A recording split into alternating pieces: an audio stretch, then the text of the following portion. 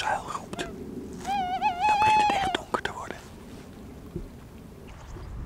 Landal heeft mij als natuurexpert gevraagd te ontdekken wat er aan natuur te vinden is in Zuid-Limburg.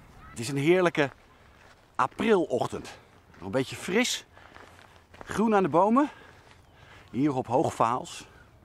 In Zuid-Limburg. In het heuvellandschap. Er is echt van allerlei mooi natuurschoon te vinden.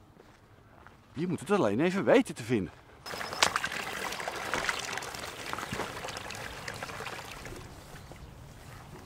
Ja, je moet even meekomen. Want deze plant hier, deze, een beetje een soort struik die in de boom groeit, dat is de marentak of vogellijm. En sommige mensen zullen hem herkennen als klein struikje dat met kerst ergens in de kamer hangt. Als mistletoe of mistletoe, ik weet niet hoe je dat uitspreekt. Maar dan mag je dus iemand kussen. En deze bolvormige struik zie je overal in Zuid-Limburg. Let maar goed op. In wilgen en populieren. En vooral als er weinig blad aan de bomen zit, dus in de lente of in de herfst of in de winter, dan zie je hem hangen. En het is een halfparasiet. Hij groeit hier in de boom omdat hij van de zouten en de suikers profiteert van die loofboom waar hij in groeit. En dan nog één leuk verhaaltje. Hij komt hier omdat hij wordt uitgepoept door vogels zoals de zanglijster, de grote lijster en de krampsvogel die hier zitten. En dat hele kleverige besje blijft op de tak zitten en groeit uit tot marentak. Wel verrekte jammer dat er nou niemand in de buurt is.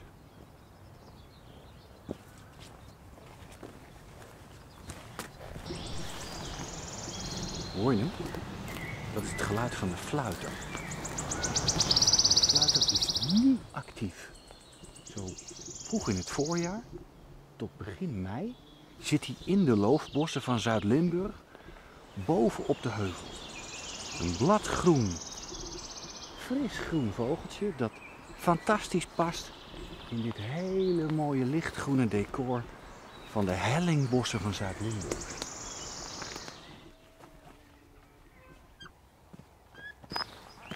Hier aan de rand van het bos, daar verwacht ik zometeen de bewoner van het Zuid-Limburgs heuvellandschap. En die zitten hier veel. En dan heb ik het over dassen. Ik heb zicht op een dassenburcht aan de rand van het bos. Het is een enorme berg zand. En ik hoop dat ik daar, als het zo meteen echt schemerig wordt, beelden van dassen kan filmen.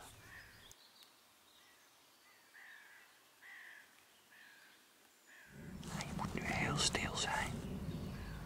Want dit moment is uniek. Hij zit er.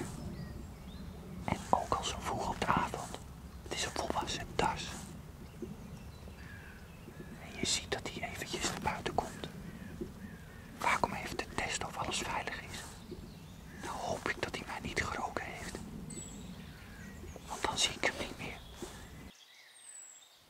Ik kan de Dassenburg nauwelijks meer zien. En ik vrees dat we het met deze waarnemingen moeten doen